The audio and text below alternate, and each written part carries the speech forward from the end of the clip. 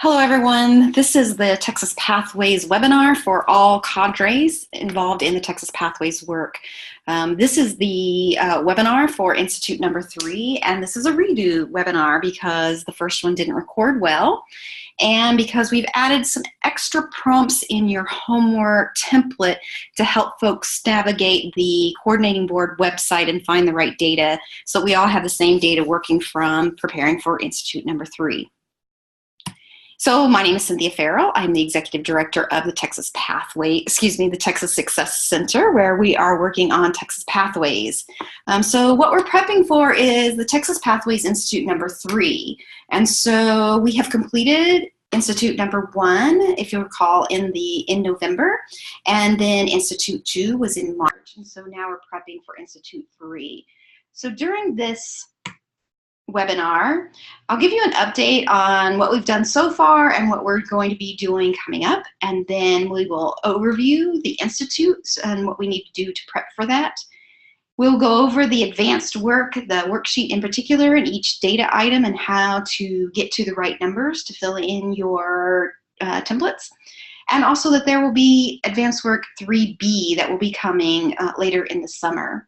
So this Texas Pathways Institute is called Pathways to Transfer and Employment. And so each one of the institutes will have their own topic that we will focus on within the Pathways model. This time it will be on the bookend around transfer and employment. So every time you come to a Texas Pathways Institute, you'll see that we always couch our information in the same systems context, that we're redesigning students' full educational experience across the full educational system. And so you'll see this model every time you come to the institutes, showing that we are framing our Pathways work starting with 8th graders who are selecting their endorsements and aligning their educational experiences as they connect, progress, and succeed, all the way out to the other bookend where we partner with our 4-year and industry partners. And so a full educational spectrum in this systems context. Also, every time you come to an institute, we will always couch our work in terms of the same definition of what we mean by Texas Pathways.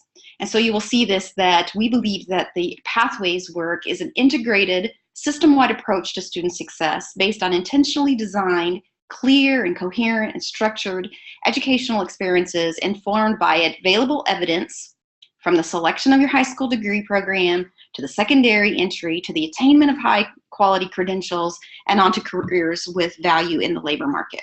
So you'll see this again each time we come together. Also, when we come together, we always couch our works in terms of the same essential practices.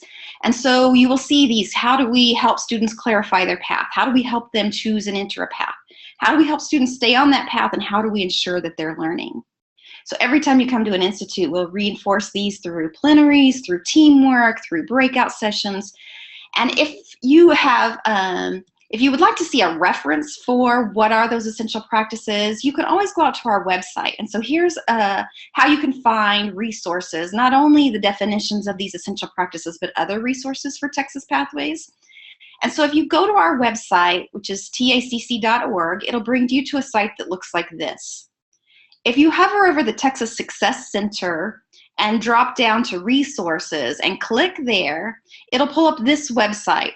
And so you'll find the digital notebook for Pathways Institute number 1, for number 2, and for the BOTI. So this is the Board of Trustees Institute that's also about Pathways and the work that we're doing with your trustees. And so if you were to click on the digital notebook for either one of these Pathways Institute 1 or 2, you'll find that resource that talks about the essential practices. And I'll show you what that looks like. So in either notebook, you'll see what is the Texas Pathways model, an explanation about our definition and our systems approach, and then the essential practices. So what do we mean when we say we're clarifying paths to students' end goals? And it gives you the brief definition. So we're talking about program mapping, transfer pathways, and high school pathways, and so forth for each of the 4 essential practices. Now, our Texas Pathways model is unique in that we have 4 cadres, or 4 different sets of colleges that have their unique pieces of this work that they are concentrating on during this first round of Pathways Institutes. And so each of you have a cadre that you're assigned to, whether it's ACC in cadre 1, 2, 3, or 4. And these are the focus areas of each one of them. So far we have 38 of all the 50 community colleges who are committed to this work. This work is designed for all 50 community colleges, so we're on our way to doing that here as we're at the tail end of this first of 6 years. And you should know that 86% of all Texas community college students are enrolled in a college who is on its way to implementing Texas Pathways at scale. These are the 38 colleges who have already committed to doing this work. You will probably see these plus a few more when we get to November. Okay, so this is a broad 6-year strategy. What are we doing? And for those institutions who sign up for the Pathways, the Texas Pathways project, what kind of work are you doing? What can you expect from the center? Every college, regardless of cadre, will be given advanced work and follow-up work before and after the institutes. And so this is the center's way of supporting you year-round, so that prior to, like this summer, prior to the institute that will be in November, you have this advanced work that we're beginning. When you come to the institute in November, you will bring that work with you, and we will continue that conversation at the institute and in your team times. When you leave that institute, you will leave with a plan of action that's unique, that you've built for your institution, and you'll take that home. You will vet that with the teams and a broader set of folks across your institution, and then you will return that follow-up work to the center. Shortly following that, advanced work for the next institute will come out. And so year-round, we're going to have this engagement around helping and working together to scale guided pathways at your institution. The other thing that every college involved in this project will have is a coach. And so this is a coach that will work with you remotely between institutes. And so you will be talking with this coach by email or by phone calls as you prepare to come to the institute. At the institute, that coach will be there with you and the other colleges in your cadre to help facilitate that time together at the institute. And then there will be follow-up calls and emails from that coach offering help and resources to help you get through this work. We are going to have, during this 6-year period, 2 statewide Pathways Institute every year. And so we're at the conclusion of the first year. We're starting the second year and with Institute number 3. There will also be regional meetings. As a part of this work, the center intends to help build this regional network of support, getting you together and helping you help each other and share with each other about the things that you're doing to implement Pathways, but also so that you can target what your regional needs are so that you can collectively address those together. What they may be the partnerships that you have with your K-12 system or with your university partners. Whatever the regional issues you have, then we'll use those regional meetings to help you have the time to work on that together. As I mentioned before, there will be Board of Trustees Institute. So every year your trustees will come together and the center will help describe this Pathways work that you're doing and help your trustees understand what their role is in helping to enable your work around Pathways. At the center, we're also going to be conducting research and creating resources and tools. And on our website, we intend to build a repository of some of the things that you are creating at your institution so that we'll have a statewide hub, a place where we can share the work that we're doing and help each other with this work. So this Institute series, this is the likely topics for each of the 6 institutes. As I said, Institute 1 was last November. If you'll recall, all cadres came to this and we talked about what it meant to implement Pathways at scale and to be leaders of change. And then in March, we had a mapping Pathways through the institute. So because we were in the planning year, only Cadre 1 colleges came to Institute 2. So if you're a Cadre 2, 3, or 4, don't think that you missed anything. This was only for Cadre 1.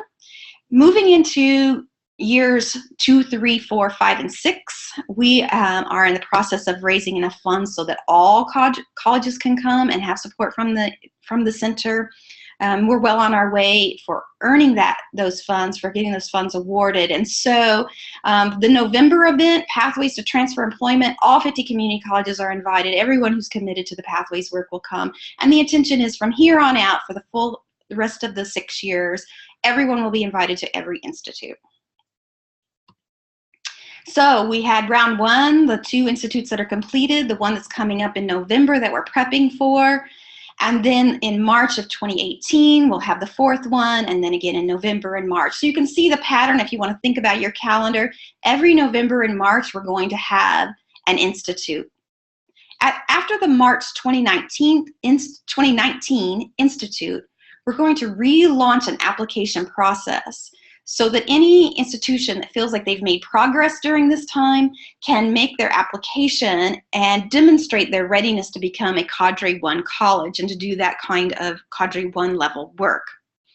Those colleges that advance then will become Cadre 1 colleges, but all colleges will have the opportunity at that time to select a cadre that they believe they're most ready for. And so if you've been a Cadre 3 and you think you're ready to do Cadre 2 work, everyone can do some reshuffling then after the March 2019 Institute. And at that time, we'll start round 2. And again, we'll do every November and every March and go back through the institutes for the support for your Pathways work. So here's Institute number 3. It's going to be November 6th, 7th, and 8th. And we're going to follow the same agenda rhythm that we have in the past. So you have given us good feedback, and we're going to continue with that same model.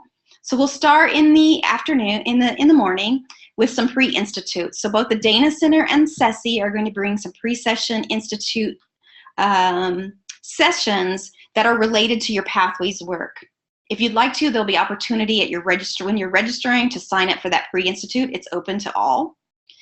The Dana Center Pre-Institute is open to all. And then we'll have the opening plenary, we'll have team strategy time, and just like last November, we're going to have our big awards dinner around our Math Pathways exemplars. So that was a great time we had last year. We're going to do that again, which means that we're going to be sending a survey out again and allowing you to show us what you've been doing and how you've been progressing on implementing your math pathways in particular, so that we can pass out awards at that dinner. On the 7th, this will be our full day, our middle day, where we'll start with a plenary. There'll be lots of time to have team time, networking time, just like we've done in the past, 2 sets of concurrent sessions and some more team time. So trying to follow your lead on the kinds of ways you want to spend your time together at the Institute. And also, we heard your feedback that you'd like to have more time, free time with your teams while we're there. And so you will have dinner on your own while we're in San Antonio for Institute number 3 on the middle day. And then on the last day, Wednesday, November 8th, we will start with the plenary session like we did before, and we will end with your team strategy session. So the entire Institute is built or orchestrated around this moment. The last team time strategy, where your team will come together and you will draft your commitments to action that you will take back to your school. And then we will adjourn at noon on Wednesday, November 8th.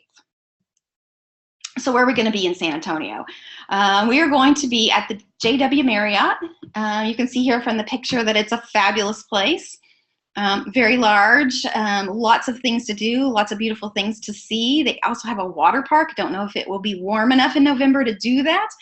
They also have a golf course. So it's just a beautiful venue, so much like we had at Hyatt Lost Pines, a beautiful place to be.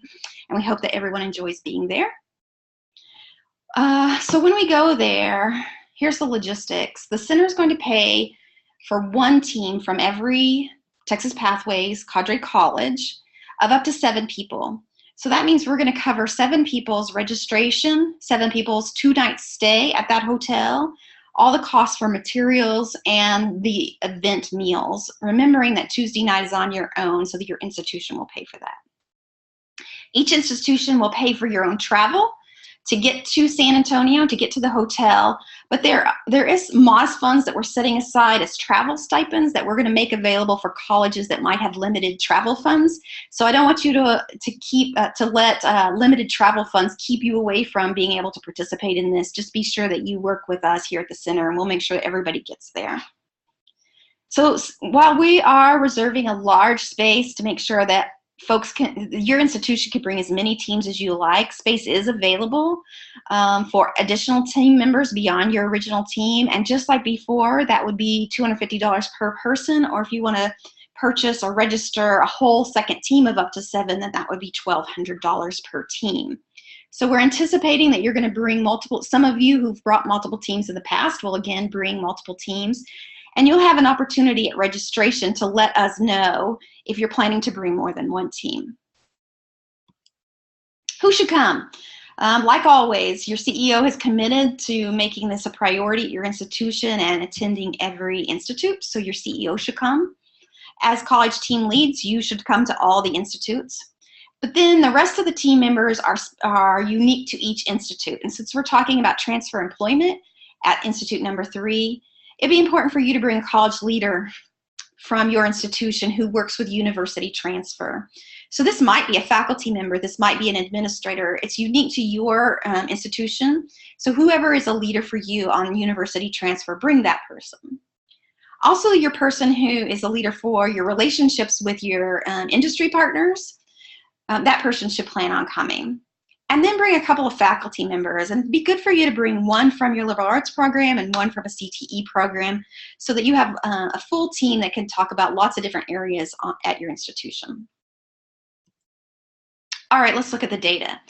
You received your first advanced work, 3A, and the tracking transfer measure looked like this. So when you received it in the mail, on your email, the form looked like this. So this is a form. You know that we pattern our Texas Success Center, Texas Pathways work after the AACC Pathways project.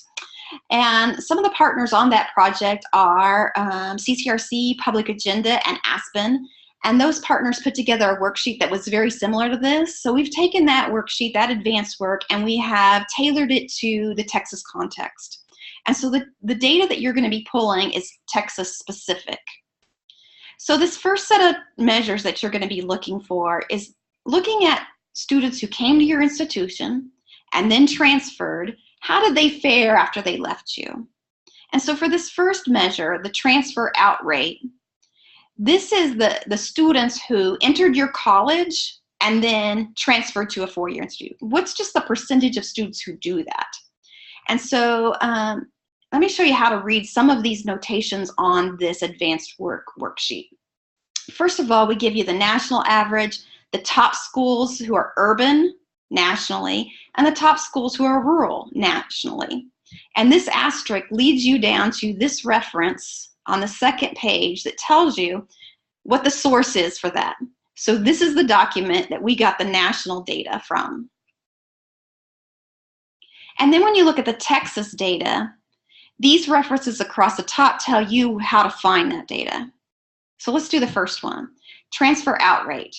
For this subscript number 1 takes you down here to these outcomes and definitions. So this is where we've added extra information about how exactly to find the numbers to fill in here.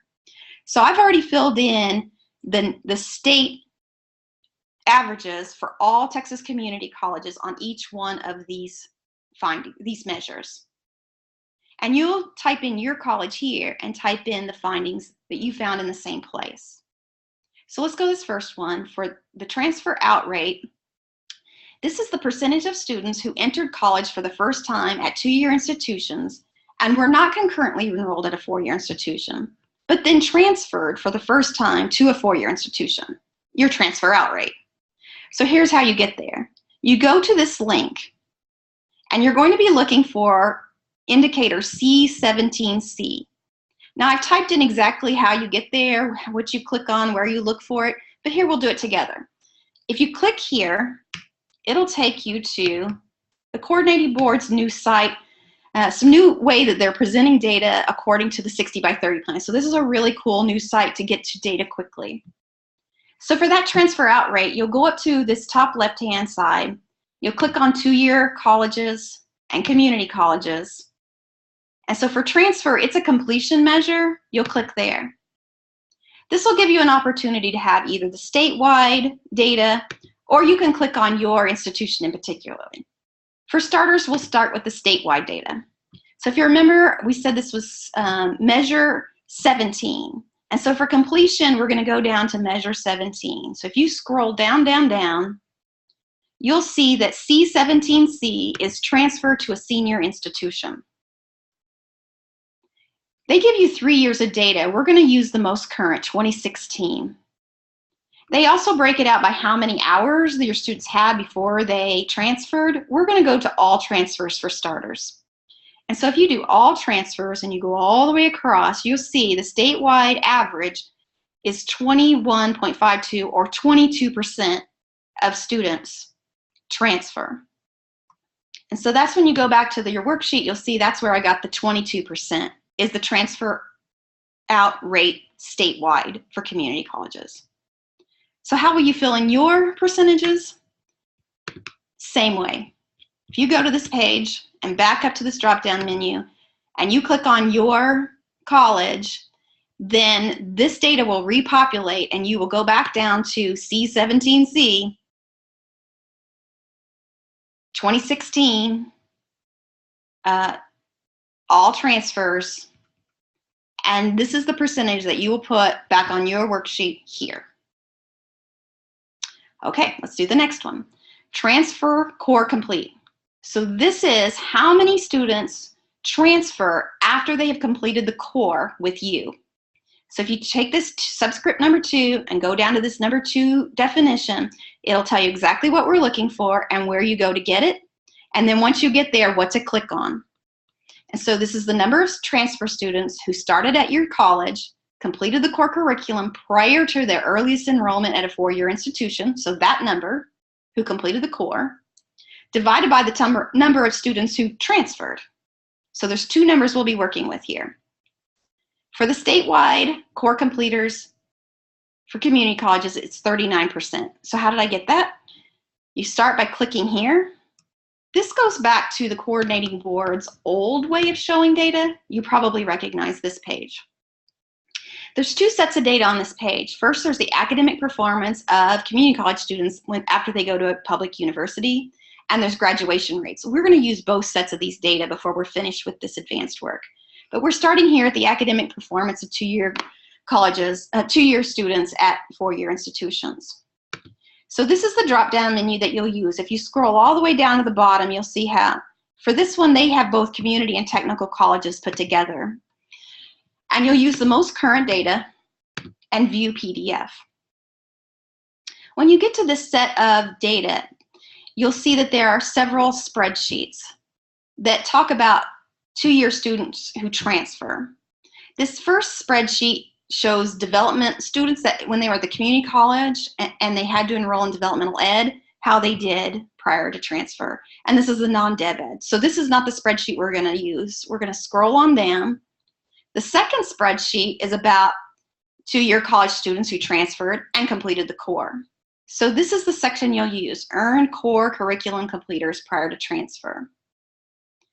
This column A is the total transfers in that year. 36,690 students statewide transferred in 2015. In column B, CCC stands for B, transfers who earned core curriculum completer before transferring. So your core curriculum completers for that same year were 14,301. So to get our percentage, you take 14,301 divided by 36,690, and that's how I got back to the 39%. So you're going to do the same thing for your college.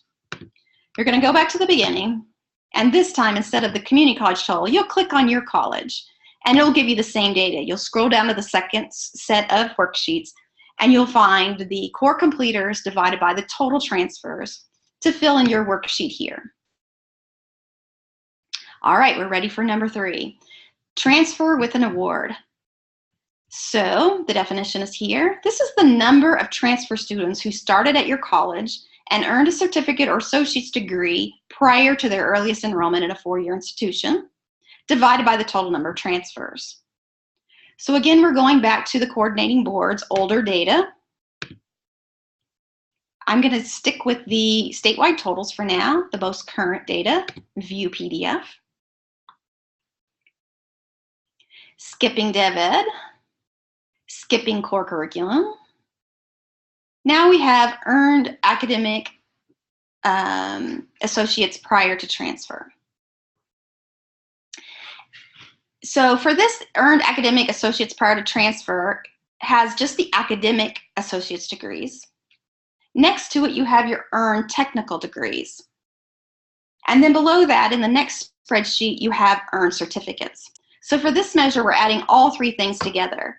You're adding your academic associates, 13,610 students, plus your technical associates, your 2,093 students, plus 430 students who earned a certificate.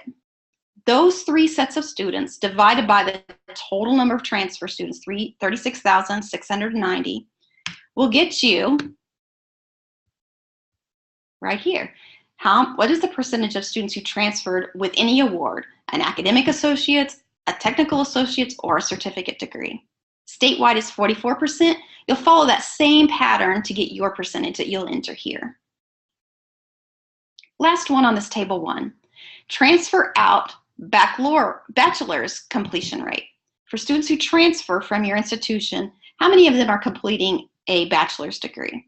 So the information is after superscript 4. So you scroll down. Number 4.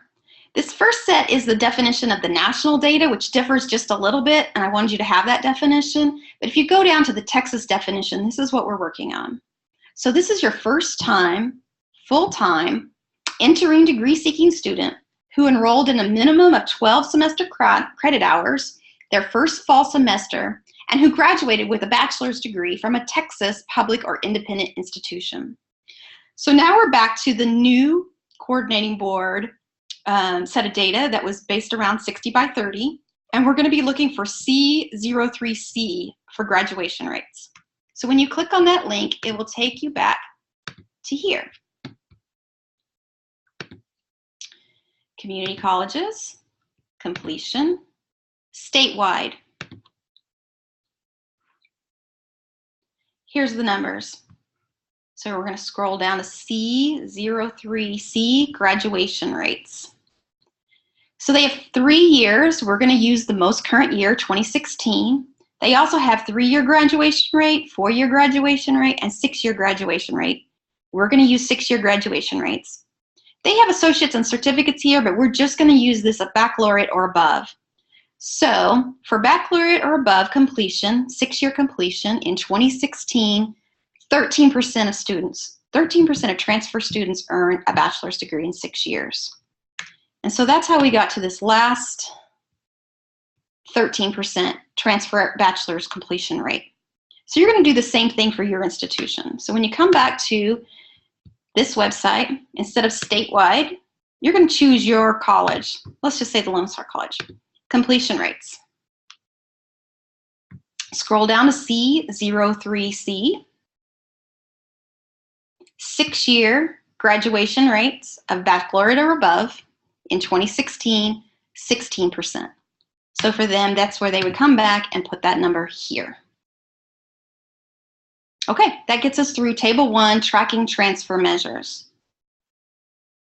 Then on Table 2, you're going to go through the same process, but this time we're going to do it by your major transfer partner. So the first thing you're going to do is list your top 3 to 5 largest 4-year transfer destinations. And how do you get there? You go to number 1. These university-specific transfer data points can be found at the original coordinating board data. So we're going to go back to our spreadsheets. And this time, let's just pick a college, Brazosport. So Brazosport College wants to know their top 3 to 5 university top transfers, the most current year, and view PDF. So you can see listed here, well, it doesn't matter whether you use this developmental or the core curriculum, these numbers remain the same. And so when you say, what are total transfers from Sam Houston or Texas A&M? So for Brazosport, their top transfer is the University of Houston Clear Lake. And so that would be one of 3 to 5 that they would select, the top 3 to 5. And so you go to your worksheet, and right here you'd put University of Houston Clear Lake and 2 or 3 to 5 other universities. So the first thing we want to know in this disaggregated by university data is the number of students who transfer to this university. So again, you go back and you would put 36 next to University of Clear Lake here. And you do so for all the other universities.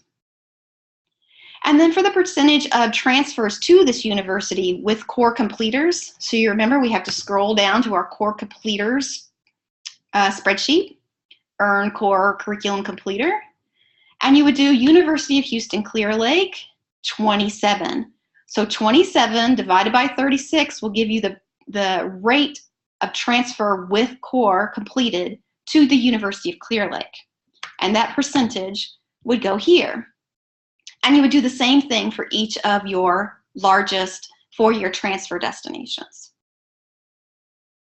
And then the percent transfers to this university who earned an associate's, either an academic or a technical associate's, and a certificate before they transferred.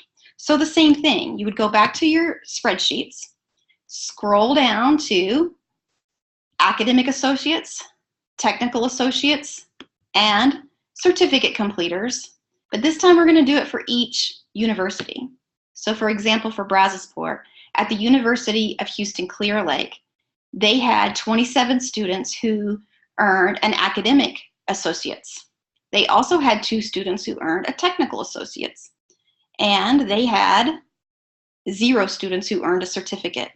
And so you would add these together. 27 plus 2 is 29 divided by 36, and you would put that number here next to University of Houston Clear Lake. And then you do the same thing for all the other universities that you had listed there. Last one, your bachelor's degree completion rate among students who transferred to this university. So this time you'd go down to your the higher ed data that's at the bottom of that set of data. So in other words, we go back here. So now we're doing the graduation rates. So again, let's do Brazosport College. So you'd go to the most current data, 2012, and view PDF. This is the graduation rate of students who transferred from Brazosport and went to the top destinations. So we'll start with the University of Houston Clear Lake, and they had 16 students who started at Brazosport and then earned a bachelor's degree. And this spreadsheet goes ahead and tells you what that rate is. So for Brazosport students who transfer to the University of Houston Clear Lake and earn a bachelor's degree is 52%. And so you'd put that 52% back on your worksheet here. And then you would do that same process for each of the universities that you had listed as your top transfer destinations for your students. So for each one of these, it goes through a pretty detailed description of what you click on to get to it. So if you need the written instructions or this webinar, I hope that's helpful for helping you fill out this worksheet.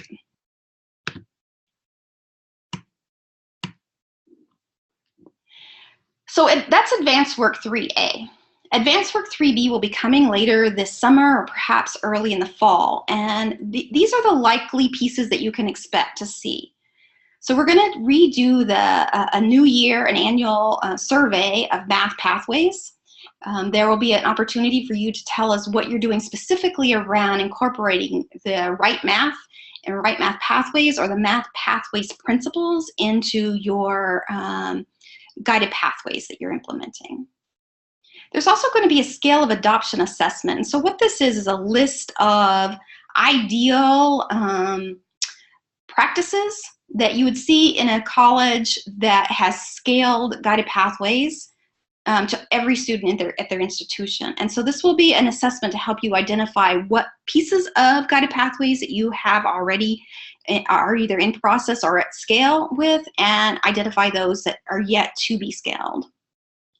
And there's also going to be cadre-specific guided discussions. And so this will be like the first institute. There will be a set of questions that we will send you so that you can get leadership teams on your campus together prior to coming to the institute.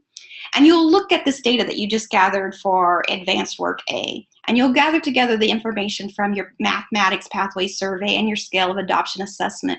And you'll sit down together and you'll answer some basic beginning questions about what does this data mean? What are our students' experiences here at our institution, to prep you for the work that we're going to be doing at the institute together. So you can expect that advanced work to come out later.